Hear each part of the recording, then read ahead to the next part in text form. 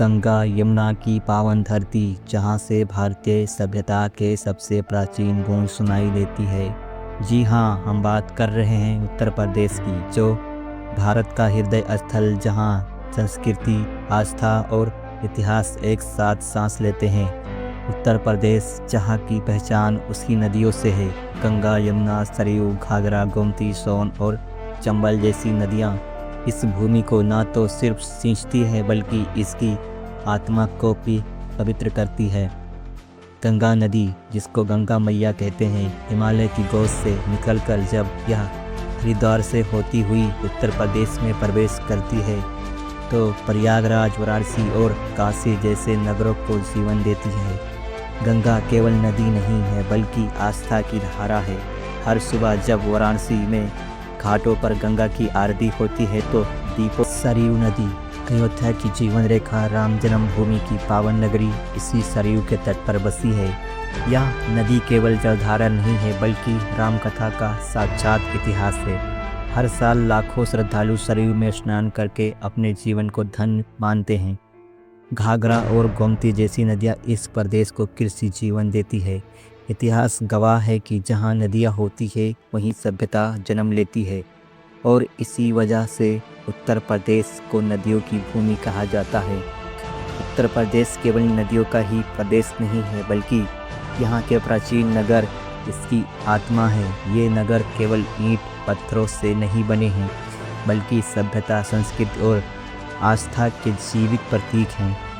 सबसे पहले बात करते हैं वाराणसी की, जिसे काशी भी कहा जाता है। इसको दुनिया की सबसे प्राचीन नगर माना गया है।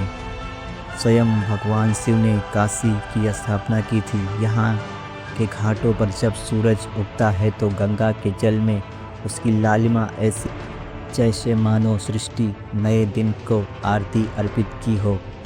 सदियों से संत, ऋषि, महात्मा और कवि यहाँ आकर साधना करते हैं। काशी सिर्फ एक शहर नहीं है, बल्कि ज्ञान, संगीत और अध्यात्म का धड़कन है। अब चलते हैं अयोध्या की ओर। यह नगर मर्यादा पुरुषोत्तम श्री राम की जन्मभूमि है। सरयू के तट पर बसी अयोध्या को पुराणों में सतपुरी यानी सात मोक्षदायिनी नगरी में गिना गया है। श्री राम जन्म मंदिर का भव्य स्वरूप आज पुनः उसी गौरव को लौटा रहा है, जो सहस्त्र शताब्दियों पहले इस भूमि की पहचान थी। अब चलते हैं कृष्ण की नगरी, मथुरा और वृंदावन। मथुरा वृंदावन भगवान श्री कृष्ण की जन्मभूमि और वृंदावन उनकी बाल लीलाओं का केंद्र है। यहाँ की गलियाँ, मंदिर और घाटों पर कृष्ण की बंसी और मधुर धुन आज भी प्रतीत होते हैं। होली हो या जन्माष्टमी, वृंदावन यह वही पावन भूमि है जहाँ हर 12 वर्ष बाद महाकुंभ लगता है, दुनिया का सबसे बड़ा आध्यात्मिक मेला। करोड़ों लोग एक साथ गंगा में डुबकी लगाते हैं और अपने पापों से मुक्ति की कामना करते हैं। ऐसा माना जाता है कि प्रयागराज में एक स्नान 100 तीर्थों के दर्शन के बराबर है। हर नगरी की अपनी अपनी गाथा है। हर नगरी के आंगन में इतिहास की आवाज़ सुनाई देती है। कहीं रामायण की झनकार है, कहीं महाभारत की प्रतिध्वनि। उत्तर प्रदेश यह सिर्फ इतिहास और संस्कृति का केंद्र नहीं है, बल्कि यहाँ आस्था का सबसे विशाल धर्म भी है। यहाँ का हर नगर, हर गली, हर घाट किसी न किसी मंदिर की पावन ध्वनि से गूंजता है। काशी विश्वनाथ मंदिर, वाराणसी का हृदय, जहाँ हर भक्त भगवान शिव को विश्वनाथ अर्थात संपूर्ण ब्रह्मांड के स्वामी।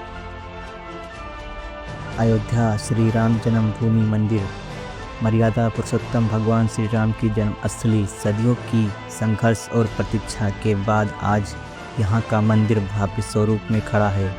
रामलला के दर्शन करते समय हर भक्त के हृदय में भक्ति और गर्व दोनों एक साथ उमड़ आता है। यह केवल एक मंदिर नहीं है, बल्कि भारत की सांस्कृतिक आत्मा का प्रतीक है। मथुरा और वृंदावन, जहाँ हर गली में कृष्ण की छवि बसी है। मथुरा का श्री कृष्ण जन्म स्थान और मंदिर और वृंदावन में बांके बिहारी मंदिर। यहाँ का दर्शन करने के बाद भक्त खुद को कृष्ण की लीला का हिस्सा मानने लगते हैं। उत्तर प्रदेश की संस्कृति में लोकगीत और लोक नृत्य की गहरी छाप है। ब्रज का रासलीला, अवध का कजरी, पूर्वांचल का बिरहा और बुंदेलखंड का फाग, ये सब मिलकर यहाँ की आत्मा को जीवंत रखते हैं। होली हो या दिवाली, रामलीला हो या जन्माष्टमी, उत्तर प्रदेश के त्यौहार केवल प्रश्न नहीं बल्कि जीवन का उत्सव है। उत्तर प्रदेश जहाँ इतिहास हजारों साल पुराना है लेकिन भविष्य की रफ्तार भी सोचिए। एक और वाराणसी की घाटों पर आज वही आरती होती है जो सदियों पहले होती थी। गंगा की धारा में वही मंत्र गूंजते हैं, वही दीप तैरते हैं। लेकिन दूसरी ओर वाराणसी अब स्मार्ट सिटी के रूप में भी उभर रहा है। यहाँ पर नए पुल, चौड़ी सड़कें और आधुनिक सुविधाएं भी है। आज उत्तर प्रदेश एक्सप्रेसवे की धरती बन चुका है। पूर्वांचल एक्सप्रेसवे, बुंदेलखंड एक्सप्रेसवे और गंगा एक्सप्रेसवे, ये सिर्फ सड़कें नहीं बल्कि परंपरा और आधुनिकता को जोड़ने वाला पुल है। यानी उत्तर प्रदेश की खूबसूरती यही है कि यहाँ प्राचीनता बोझ नहीं बल्कि प्रेरणा है। यहाँ आधुनिकता परंपरा को मिटाती नहीं बल्कि उसे और उजागर करती है। उत्तर प्रदेश हमें सिखाता है कि अगर जड़ें मजबूत हो तो शाखाएं कितनी भी ऊंची क्यों ना हो, वह वृक्ष कभी सूखता नहीं। यही कारण है कि यह प्रदेश आज भारत की आत्मा भी है और उसका भविष्य भी। वीडियो अच्छी लगी हो तो चैनल को सब्सक्राइब कर लो और मिलते हैं अगले वीडियो में। जब तक के लिए जय श्री राम।